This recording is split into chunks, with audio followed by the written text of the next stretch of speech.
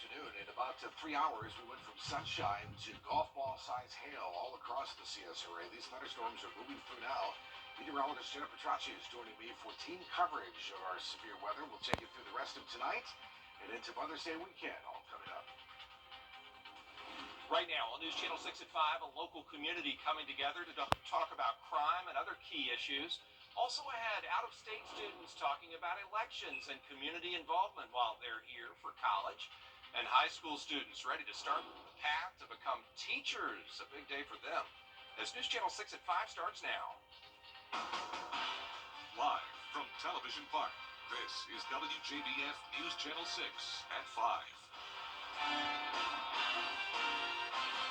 Hello, everybody. I'm Brad Means. We do thank you for joining us. Jenny is off tonight as coverage you can count on begins with a look at the weather. It is a busy situation out there. We're getting reports into the newsroom of trees down, especially in West Augusta, heavy damage in the Hill area.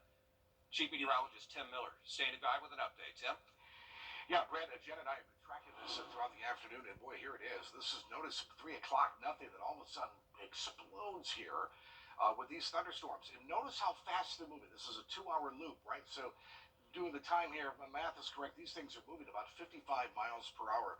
Once we're done with this, we have a chance of a few more storms, but not as many. I want to zoom in real close here. We have our severe thunderstorm warnings that continue for Richmond County as well as Aiken County. This area here, North Augusta and soon to be into Aiken.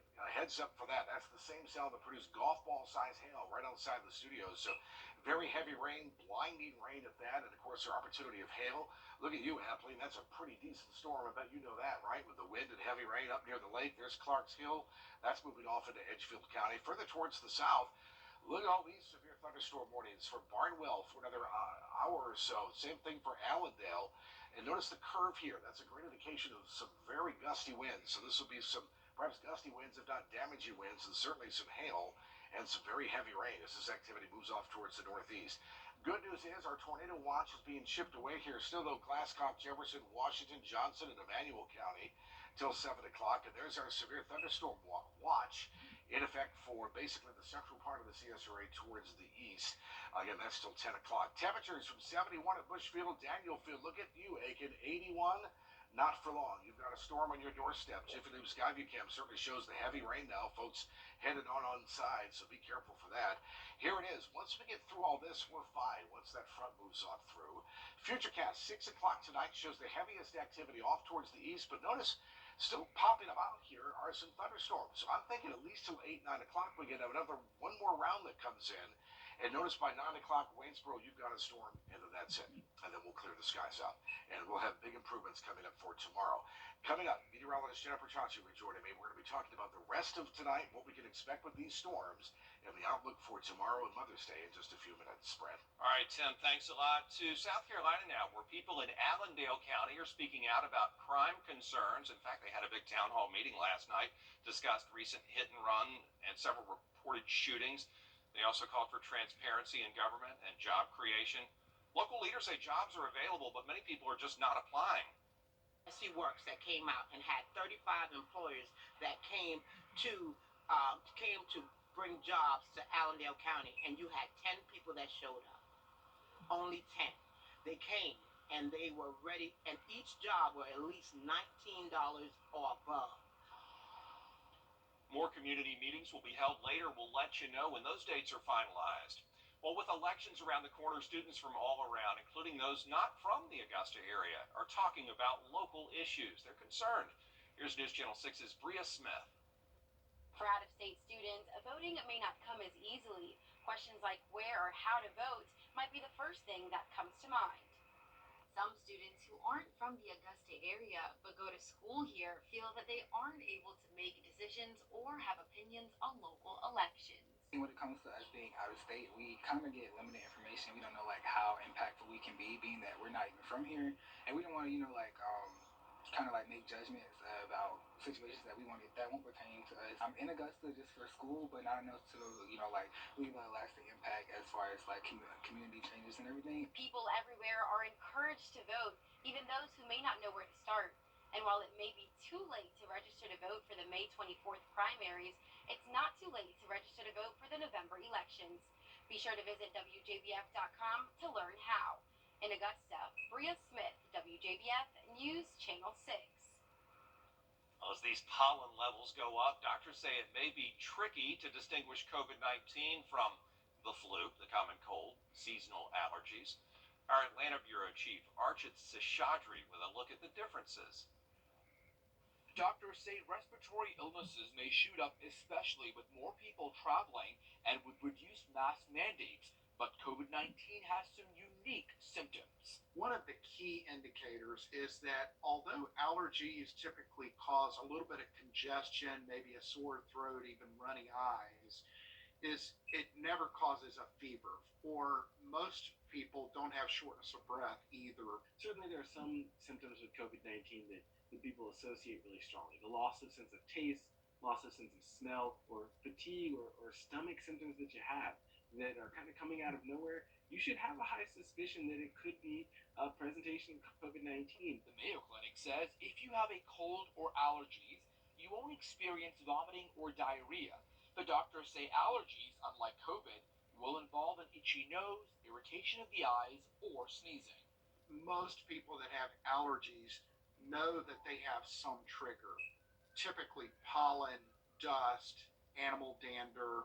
While flu and COVID-19 have a lot of similarities, like a runny nose or sore throat, doctors say COVID will usually involve a shortness of breath, a fever, muscle aches, an upset stomach, fatigue, or a loss of taste and smell. And if you have a known exposure to COVID and then you have symptoms, obviously you need to be more concerned about whether or not this is COVID.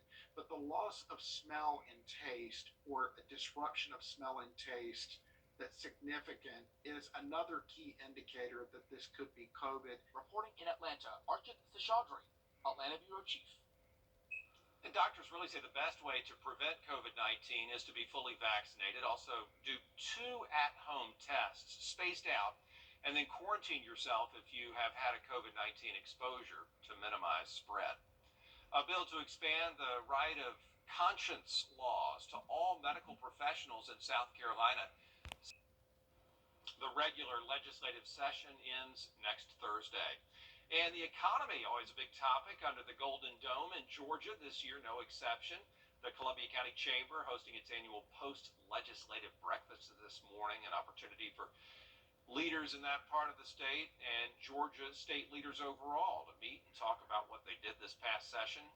A good chance for us to get an update on what's going on for business in the Peach State. You know, we want them all to be able to succeed, and our focus is to make sure that the legislation doesn't impede that, and it enhances it, if anything. State leaders who were there include Senators Max Burns and Lee Anderson. You just saw Jody Lott, state representative, along with her colleagues in the House, Barry Fleming, Robert Leverett, and Mark Newton. All seniors at a local high school who want to become teachers are signing on the dotted line. News Channel 6's Nikita Dennis has that. I stand here today as a young educator walking down the same hall our lunchroom as a teenager. The legacy of educators at Thompson High School continues as special education teacher and former Thompson High School student Christian Roger gave a speech to 13 seniors at the Future Educators Signing Day. The school held a ceremony for students committing to a career in education as part of a partnership with Future Georgia Educators. I want to teach students to not only learn and learn their standards, but also to learn love and compassion and grace. And I think that's something that nationwide we're lacking. Cameron Frales and Aubrey Bentley were 2 students signing on the dotted line. They say this has been a dream since freshman year. I always knew I wanted to be a teacher, a future educator ever since like the 9th grade. I had a coach, his name was Coach Wright, and he taught mathematics and coached track, so I knew I wanted to kind of like be like him. I've always wanted to follow in the footsteps of teachers like Miss Wiley and Miss Thomas, my math teacher, and make an impact on other students and be able to be that teacher they can come to. Lori Wiley is the early childhood education instructor and has been a teacher for 27 years. Wiley says she is grateful students want to follow in her footsteps. It is very exciting. I love this day more than any day in the year because it's a chance for me to recognize them and for their achievements to be recognized, and the fact that they want to be a teacher. When people come to high school, they don't want to be a teacher. As their names were called one by one, parents and peers cheered them on. Wiley says it's important these students add to the value that millions of teachers have in their classrooms when they start their career. We have a teacher shortage nationwide, and so we need to, our main goal in schools should be to recruit people who do want to enter the education profession. And in the end, go beyond your highest dreams possible. What we try to do in our special education department, our whole team of educators, we try to push our kids beyond what potential they think they have, because a lot of times students have been taught this is what you can do and this is what you can reach, and they can reach far, far more than that. In McDuffie County, Nikita Dennis, WJBF News Channel 6. Up next, Democrats and Republicans pushing for a rural. And for a limited time, get 40% off Sealy Posturepedic and Posturepedic Plus mattresses too, only at Ashley. This is a WJBF Live Viper 6 alert. Noon, meteorologist Jennifer Tracci is joining me as it's team coverage as we're looking at a severe thunderstorm warning until 5:45, and that includes Columbia, Richmond County, as well as Edgefield, Saluda, Aiken counties, Barnwell, and Bamberg counties till 5:45 as these line of storms are moving off towards the east. Let's zoom right into town. So another batch of heavy rain in the city. There's the Bobby Jones. Boy, it's been wet for sure, and so all our hail earlier for sure. Off towards the northeast we go. Look at this band of storms. That stretches from eastern Aiken County through Saluda County, Ridge Springs, Monetta, Batesburg, Leesville, and this activity here into Edgefield. I would say that definitely has some hail into it. That's going to be in Saluda here in just a little bit. Further off towards the west, just to the east of Appling, very heavy rain. Evans, Martinez. I mean, that's just blinding rain here. It's white knuckling it on I-20 for sure tonight, headed home. And look at these cells here from Bamberg all the way down to Allendale. This is some pretty heavy rain and I'd say even some gusty to damaging winds. We've had tons of reports of some damaging winds, damage throughout the entire viewing area. And look at this big cell here, down just to the east of Sylvania. That is moving off towards the east. We'll have to watch that and see if that also becomes severe. So here we are. We now have a slight risk of severe weather, so we've downgraded from enhanced. The enhanced risk still does include Saluda and Edgefield as well as Aiken counties. The biggest threat for the rest of this evening, heavy rain, certainly some damaging winds with some of these storms, and hail. The tornado threat is still there, although it's isolated. Good news is the tornado watch is being picked away here as of now, and I think still that'll continue to be relieved before the actual time it ends. Severe thunderstorm watch in effect for all the counties shaded in yellow. That goes till 10 o'clock tonight. And again, that's something we'll be watching closely. And a wind advisory in effect till 9 p.m. tonight. Let's turn it over to Jenna now, who's going to take us through the rest of tonight with the storms and big improvements for the weekend. Jenna. Yeah, Tim, so let's go right into our future cast starting at 6 o'clock. So within the next 45 minutes or so, we'll continue to see these storms push through some of our northern counties, such as McCormick, Lincolnton, Edgefield, Saluda. That's where we currently have that severe thunderstorm warning until 5:45 p.m. Then as we look further towards our southeastern counties, from Jenkins County through Screven, Bamberg, Barnwell, and Allendale, they're still dealing with a batch of storms as well. Now, we will continue to see isolated storms moving through some of our western counties, but it does look like that severe potential will start to settle down a little bit at least. Still, as we go into the 8 o'clock hour, we'll watch these areas push through, but a lot of our northern counties starting to get a break from that rain. By the 9 o'clock hour, these will be still hitting our southeastern counties. Now, as Tim mentioned, that severe thunderstorm warning does go until 10 p.m. So as we go into the 11 o'clock hour, the CSRA will be left with just some cloud cover. So overall timeline from now until 10 p.m., though I expect conditions to significantly improve around the 7 o'clock hour. Rain and thunderstorms with heavy downpours likely. That's what we've already seen, and we already also saw damaging winds and large hail confirmed. So these threats will continue over the next few hours with just an isolated tornado threat. Now for Saturday, good news, conditions will improve drastically at 7 a.m., waking up to just a few clouds as that cold front pushes off towards the east. We'll have another round of clouds clouds move in with a northwesterly wind, bringing in some cooler air. It's possible we could see some areas of drizzle, but definitely not any widespread rain for your Saturday. The biggest concern, if anything, will be some gusty winds, not associated with severe thunderstorm warnings, but we could see winds up to around 25 to 30 miles per hour throughout the day and evening on Saturday. But great news for Mother's Day. Sunshine returns. Temperatures will be warm, but not nearly as hot as they have been over the last few days. 82 degrees by the 5 o'clock hour. Lows tonight will be pretty mild. Some spots in the upper 50s, but others in the mid 60s. Tomorrow we'll see highs only in the 70s, 77 in Augusta, windy and a cooler day. 10-day forecast showing a great Mother's Day, back to sunshine, and that sun will stick around throughout the first half of the week. Then we'll be tracking another round of storms starting next Thursday. Brad?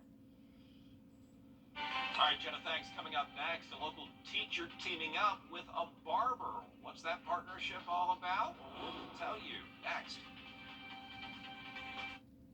I'm Attorney G. Call 222-HURT right now. Teachers at Schofield Middle School working hard to make sure all kids have access to books and learn to love reading. Arrington Weston is a teacher at Schofield, put together a barbershops and books event for students. A barber came out to the school and gave haircuts to the kids, and then they picked out books for free. My barber, Rico Rand, he and I both had a vision. He was very passionate about reduced price haircuts, and I am very, very passionate about literacy. So we both came together, and I told him that we were going to be putting on Literacy Week. So we kind of got together, prayed about an idea we had, and then presented it to our administration, and they gave us the green light to go forward with Barbershop and Books event. What a wonderful program, and by the end of the day, they handed out about 400 books. We're back for News Channel 6 at 6. Count on News Channel 6 for more of the day's top stories, news and weather at 5:30. John and Dee here now with that. Brad, thanks. Yeah, a new evacuation attempt underway in Ukraine as hundreds of people